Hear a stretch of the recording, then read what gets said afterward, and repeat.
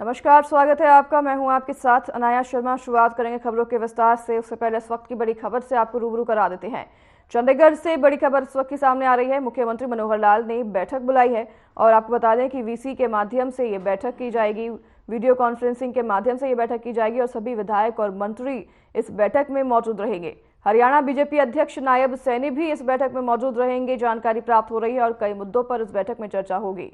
इस वक्त की बड़ी खबर चंडीगढ़ से आपको बता रहे हैं। बैठक बुलाई गई है, अहम बैठक बुलाई गई है। मुख्यमंत्री मनोहर लाल ने ये बैठक बुलाई है और इस बैठक में कई मंत्री और विधायक मौजूद रहेंगे। वीडियो कॉन्फ्रेंसिंग के माध्यम से ये बैठक की जाएगी और कई विधायक और मंत्री इधर मौजूद होंगे। हरियाणा बीजेपी अध्यक्ष नायब सैनी भी इस बैठक में मौजूद रहेंगे। कई मुद्दों पर इस बैठक में चर्चा हो सकती है, जानकारी हमें प्राप्त हो रही है। चंडीगढ़ से इस वक्त की बड़ी खबर आपको बता रहे हैं। मुख्यमंत्री मनोहर लाल ने बैठक बुलाई है और वीडियो कॉन्फ्रेंसिंग के माध्यम से ये बैठक ली जाएगी। इस बैठक में सभी विधायक और मंत्री गण मौजूद रहने वाले हैं। साथ ही आपको बता दें, नायब सैनी भी इस बैठक में मौजूद रहेंगे। कई अहम मुद्दों पर इस बैठक में चर्चा हो सकती है।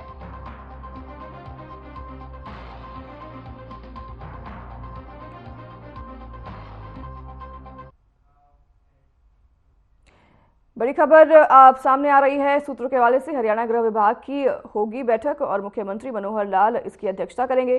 शाम 4 बजे मुख्यमंत्री कार्यालय में ये बैठक हो सकती है। शाम 4 बजे मुख्यमंत्री कार्यालय में ये बैठक होगी। मुख्यमंत्री मनोहर लाल इस बैठक की अध्यक्षता करेंगे और हरियाणा गृह विभाग की ये बैठक होने जा रही है। शाम 4 बजे मुख्यमंत्री मनोहर लाल इस बैठक की अध्यक्षता करेंगे। मुख्यमंत्री कार्यालय में ये बैठक होने की खबर सामने आ रही है। सूत्रों के बाद से जानकारी मिल रही है, मुख्यमंत्री कार्यालय पर यह बैठक शाम 4 बजे होने जा रही है, जिसकी अध्यक्षता मुख्यमंत्री स्वयं करेंगे।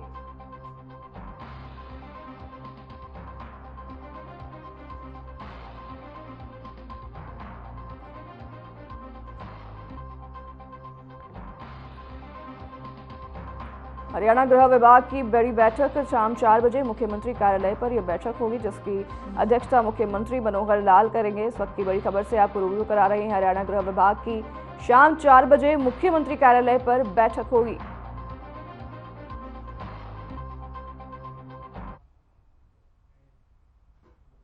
हरियाणा के गृह एवं स्वास्थ्य मंत्री अनिल विज ने कहा कि भारतीय जनता पार्टी द्वारा चलो गांव की ओर कार्यक्रम की शुरुआत की गई है और जिस प्रकार प्रधानमंत्री नरेंद्र मोदी ने इस बार 400 पार का नारा दिया है, वैसे ही हमें हर बूथ पर पहले से कई गुना ज्यादा मतों से विजयी होना है। Anil Vij lord Mahavir Jain public school में बीजेपी के चलो गांव की ओर कार्यक्रम की औसत बीजेपी पदाधिकारियों और कार्यकर्ताओं की संबोधित करते हुए उन्होंने ये कहा और साथ ही उन्होंने विपक्ष पर प्रहार करते हुए कहा कि हमने लोगों की भावनाएं भड़काकर कभी भी राजनीति नहीं की। हम राजनीति में सेव भाव लेकर आए हैं और हमारा कार्यकर्ता भी सेव भाव से लेकर जनता में उतरता है।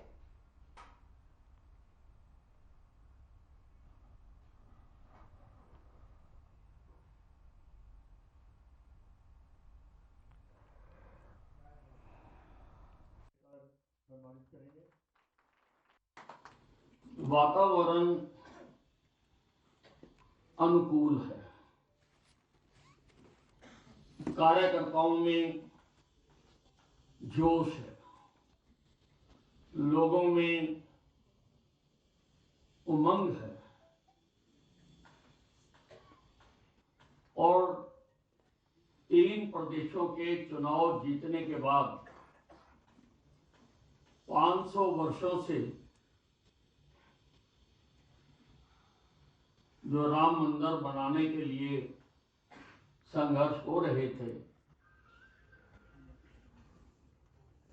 वो मंदिर भी बनकर तैयार हो गया है। आवश्यकता केवल इस बात की है कि पार्टी द्वारा बताए गए कार्यक्रमों पर हम पूरी तरह अमल करें। हमारे नेताओं ने संगठन चलाने में पीएचडी कर रखी है, कोई उनके बराबर संगठन नहीं चला सकता। अभी जो 3 प्रदेशों के चुनाव हुए तो मध्य प्रदेश और राजस्थान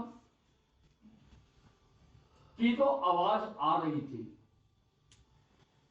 परंतु छत्तीसगढ़ के बारे में हिंदुस्तान की जितनी भी सर्वे करने वाली संस्थाएं हैं,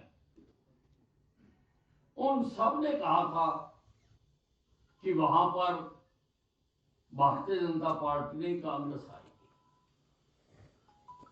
लेकिन हमारी पार्टी के नेताओं ने जो संगठन के भीतर काम किया हुआ था,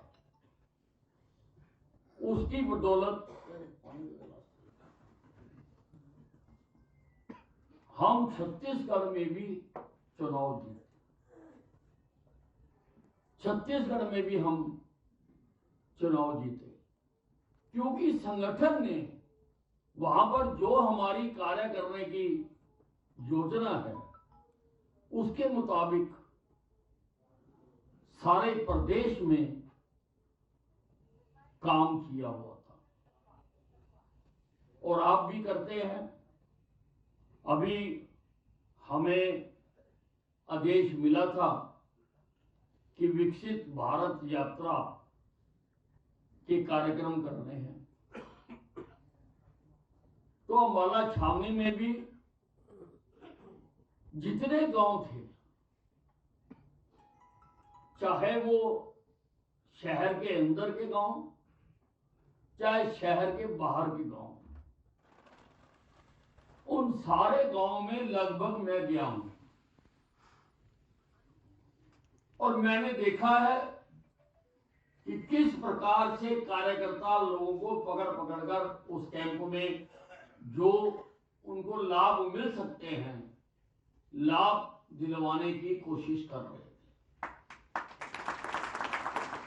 हर जगह पर, शहर में भी हमने कुछ लगाए हैं, जैसे बीसी बाजार, लाल कुर्ती में और रामबाग रोड में, रामकिशन कॉलोनी के पास मंदिर में लगाए हैं। वहां भी बहुत वो सार्थक हुआ है। मैं तो उस सोच को सल्यूट करना चाहता हूं जिसने ये विकसित भारत योजना चलाई या बनाई।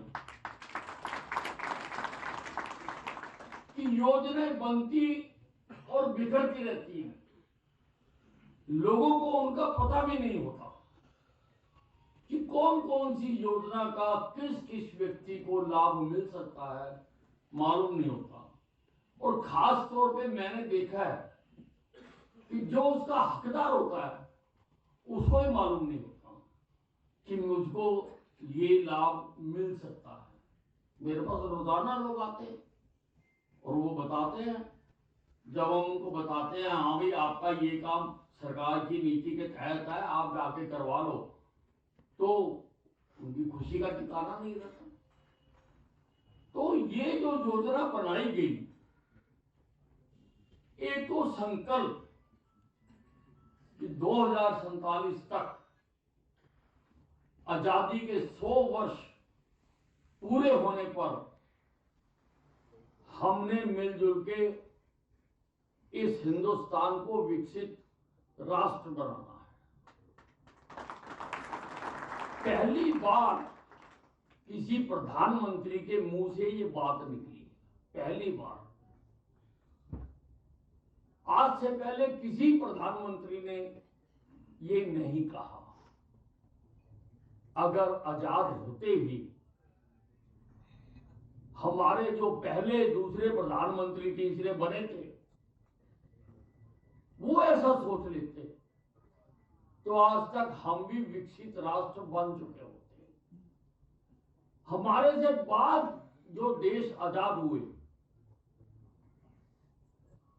उन्होंने अपने आप को विकसित कर लिया, लेकिन हमारा देश में किसी ने सोचा ही नहीं। सोचने की बजाय कल प्रधानमंत्री जी ने लोकसभा में भाषण देते हुए ने जवाब। चंडीगढ़ से इस वक्त की बड़ी खबर सामने आ रही है। राज्यसभा चुनाव नामांकन प्रक्रिया आज से शुरू हो गई है। 29 फरवरी से पहले ये नामांकन प्रक्रिया पूरी होगी और आपको बता दें कि 20 फरवरी तक नाम लिए जाएंगे वापस और 27 फरवरी को शाम 5 बजे मतों की गणना होगी। इस वक्त की बड़ी खबर आपको बता रहे हैं, 27 फरवरी को शाम 5 बजे मतों की गणना होगी। 20 फरवरी तक नाम वापस लिए जा सकेंगे। राज्यसभा चुनाव नामांकन प्रक्रिया आज से शुरू हो गई है और 29 फरवरी से पहले चुनाव प्रक्रिया जो है पूरी होनी है।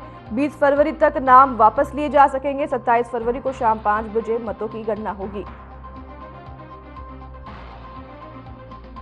राज्यसभा चुनाव नामांकन प्रक्रिया आज से शुरू हो गई है। 29 फरवरी से पहले पूरी की जाएगी ये चुनाव प्रक्रिया और 20 फरवरी तक नाम वापस लिए जाएंगे। 27 फरवरी को शाम 5 बजे मतों की गणना होगी। 20 फरवरी तक नाम वापस लिए जा सकेंगे। इस वक्त की बड़ी खबर से आपको रूबरू करवा रहे हैं। आज से राज्यसभा के चुनाव प्रक्रिया शुरू हो गई है।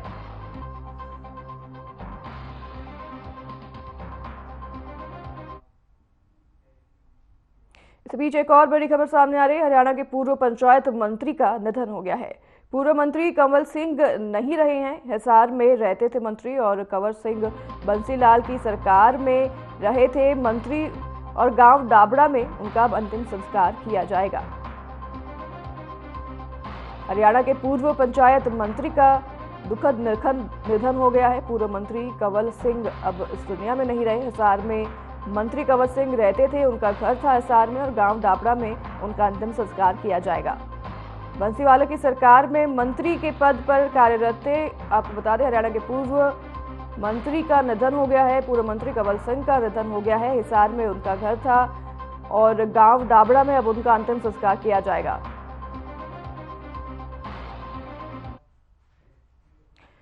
खादी ग्रामोद्योग संघ मिर्जापुर नरड़ में वोकेशनल एजुकेशनल मार्गदर्शन के लिए करीब 80 विद्यार्थी पहुंचे।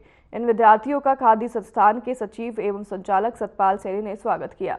उन्होंने बताया कि ये विद्यार्थियों का दल अध्यापक मंजित कौर एवं अन्य अध्यापकों के नेतृत्व में व्यावसायिक शिक्षा की जानकारी के उद्देश्य से राजकीय सीनियर सेकेंडरी स्कूल बिहोली से आया था। अध्यापिका मंजित कौर ने कहा कि बच्चों को यहाँ आकर स्किल और वोकेशनल एजुकेशन के लिए काफ़ी मार्गदर्शन मिला है। वहीं विद्यार्थियों के दल में कक्षा 9वीं से लेकर 12वीं तक के विद्यार्थी शामिल रहे। शिक्षकों ने आगे बताया कि बच्चों को खादी के बारे में जानने की काफ़ी उत्सुकता थी और बच्चों को महत्वपूर्ण जानकारी मिली है कि कितने विशाल कपड़े का निर्माण किस तरीके से किया जाता है। खादी संस्थान में काफ़ी लोगों को रोजगार मिल रहा है और खादी संस्थान में कितने बेहतरीन एवं सुंदर कपड़ों का निर्माण हो रहा है। खादी संस्थान भारत सरकार के स्वदेशी के नारे को सार्थक कर रहा है।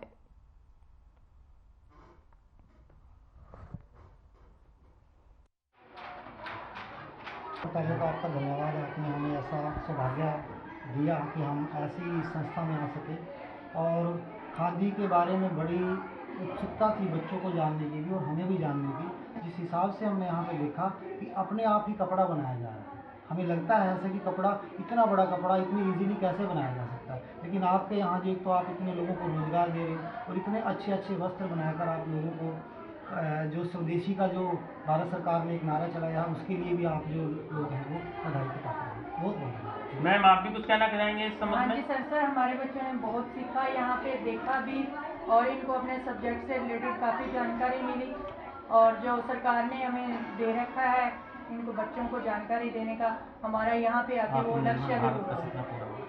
हाँ बेटे, आप कुछ बोलेंगे जरा? निर्भर भारत का सपना पूरा हुआ है इस सब्जेक्ट से और हमें बहुत अच्छा मौका मिला यहाँ पे आके अपना सब्जेक्ट का देखने का और कपड़ा बनाया आपने शुरू किया, बहुत अच्छा लगा। कुछ बोलेंगे बेटे? आगे आगे तो बोल दो थोड़ा सा। हमें हमारे सब्जेक्ट से रिलेटेड बहुत सी जानकारी मिली है यहाँ पे। हमें कपड़े के बारे में पता चला कि कपड़ा कैसे स्टार्टिंग से शुरू किया जाता है और कैसे बन के तैयार होता है और इसे फैक्ट्री में किस प्रकार किस क्रिया से बनाया जाता है। Thank you. रोहतक लोकसभा क्षेत्र से सांसद अरविंद शर्मा का बयान सामने आया है। दरअसल बहादुरगढ़ से आसोदा तक मेट्रो रेल लाइन के विस्तार की मंजूरी मिल गई है। इसका काम जल्द ही शुरू होने वाला है। वरिष्ठ बीजेपी नेता भीम सिंह प्रणामी के कार्यालय में पहुंचे थे और बीजेपी की नई कार्यकारिणी के पदाधिकारियों से मुलाकात की और पीएम मोदी द्वारा लागू की गई जन कल्याणकारी योजनाओं को लाभार्थियों तक पहुंचाने के लिए निर्देश भी दिए। वहीं नजफगढ़ में धासा बॉर्डर तक भी मेट्रो का काम उन्होंने जल्द शुरू होने की बात कही। साथ ही रोहतक लोकसभा क्षेत्र में केंद्र सरकार की बहुत सारी योजनाएं सीधे लाभार्थियों तक पहुंच रही है।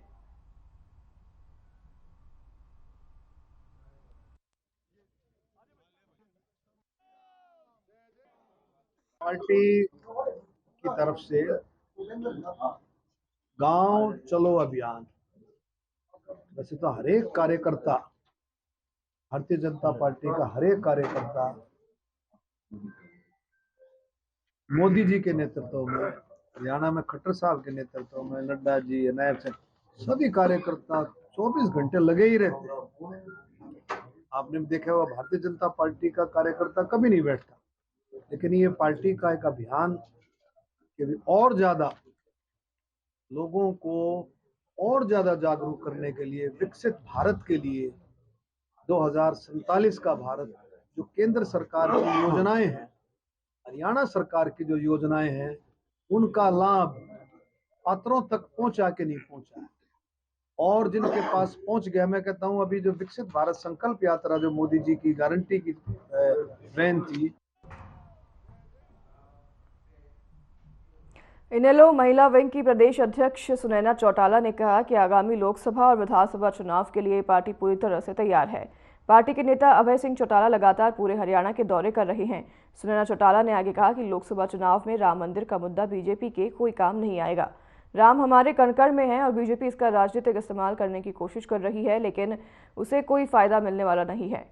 सुनैना चौटाला ने आगे कहा कि अब हरियाणा की जनता इनेलो को मुख्य विकल्प के रूप में देख रही है और अगले विधानसभा चुनाव में पार्टी सत्ता में पहुंचेगी।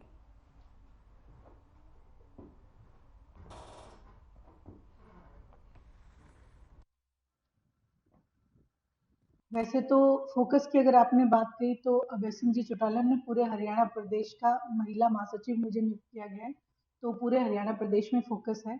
और जींद का अभी प्रभारी बनाया गया है कि मेंबरशिप जो है हमारी ज़्यादा से ज़्यादा हम लोगों से कनेक्ट हों, मिले, और लोग जो युवा वर्ग है वो आदरणीय चौधरी देवीलाल जी की नीतियों से अवगत हो और इंडियन नेशनल लोकदल के साथ जुड़े। ये एक मेन उद्देश्य है महिलाओं के लिए भी। और जुलाना में भी जुलाना के भी मैं प्रभारी हूँ, इसलिए जुलाना पे भी मेरा ज़्यादा से ज़्यादा फोकस रहता है और पूरे जींद के ऊपर फोकस है 5 की 5 सीटों पर। तो लोगों के बीच में जा रहे किस तरह का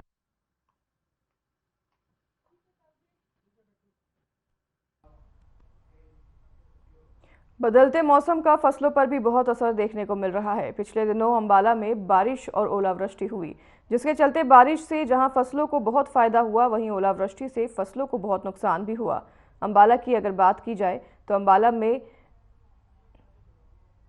85,000 एकड़ में गेहूं की फसल है और वहीं 7,000 एकड़ में सरसों की फसल है। अंबाला के नारायणगढ़ और शहजादपुर एरिया में दोनों फसलों में 50 से लेकर 70% का नुकसान हुआ है। हालांकि बाकी एरिया में बारिश से काफ़ी फायदा फसलों को हुआ है। वहीं आने वाले दिनों में तापमान में वृद्धि देखी जा सकती है, जिसके गेहूं की फसल में पीला रुतुआ की बीमारी आने की आशंका है। अंबाला के डिप्टी डायरेक्टर एग्रीकल्चरल जसविंदर ने किसानों के लिए संदेश दिया है कि हर रोज अपनी फसलों की जांच करते रहें। अगर ऐसे कोई लक्षण नजर आते हैं तो कृषि विभाग को संपर्क करें।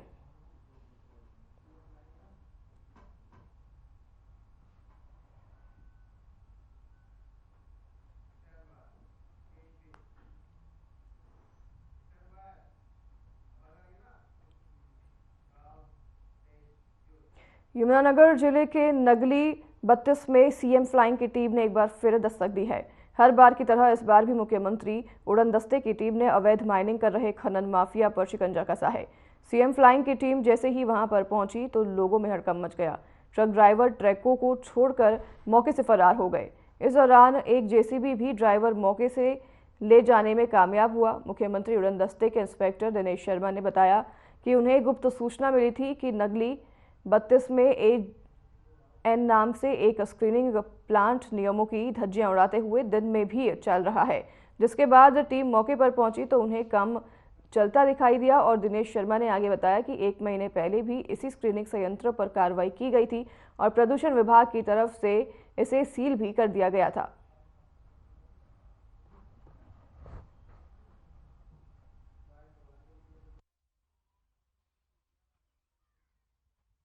गुप्त सूचना मिली थी कि एएन के नाम से एक स्क्रीनिंग प्लांट लगा हुआ है नगड़ी 32 में, जिसका काफ़ी दिनों से बंद पड़ा है और दिलसाद नाम का व्यक्ति उसको चलाता है, जिसकी ज़मीन है, जो अब फिर चला हुआ है।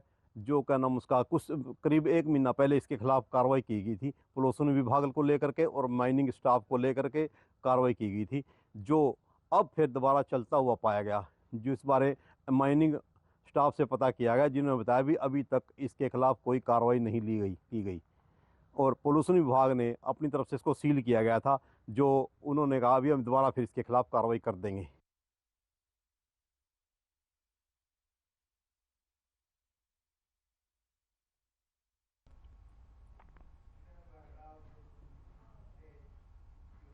चंडीगढ़ नगर निगम के मतदान में हुई कथित धांधली को लेकर कांग्रेस और आम आदमी पार्टी का प्रदर्शन जारी है।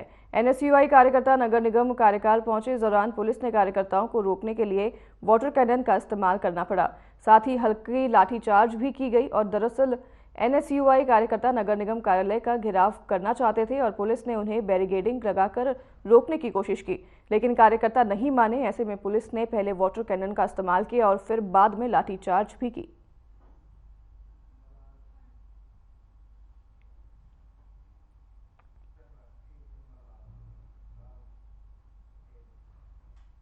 अंबाला में सुबह सुबह शहर की कपड़ा मार्केट में अचानक आग लग गई। आग से दुकान में पड़ा माल सामान जलकर खाक हो गया। सूचना मिलने पर पुलिस और डायल 112 की टीम मौके पर पहुंची और दमकल विभाग को सूचना दी, जिसके बाद टीम आग पर काबू पाने में जुट गई। मिली जानकारी के मुताबिक सुबह दुकानदार अपनी दुकान में धूप बत्ती करके गया था और कुछ देर बाद साथ बनी चाय की दुकान वाले में दुकान में से धुआं निकलता देखा गया और फिर एकदम से दमकल विभाग की टीम को सूचना दी गई। तब तक दुकान में पड़ा ज्यादातर सामान आग की चपेट में आ चुका था। वहीं दुकानदार का कहना है कि वो सुबह जोत जलाकर दुकान से सामान लेने चला गया था और इसी बीच उसे पड़ोस के लोगों का फोन आया कि दुकान में आग लग गई है और इसके बाद ही दुकान पर वह पहुंचा। तब तक फायर ब्रिगेड की टीम आग पर काबू पा रही थी।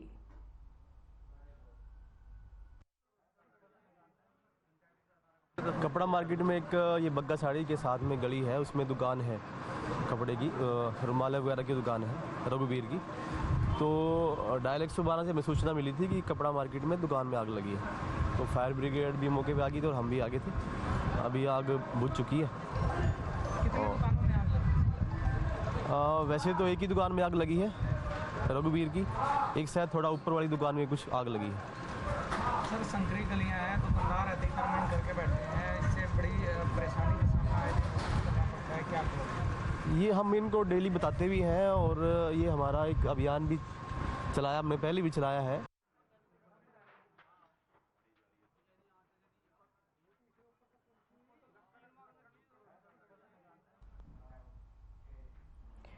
तो फिलहाल इस बुलेटिन में हमारे साथ बस इतना ही। नमस्कार।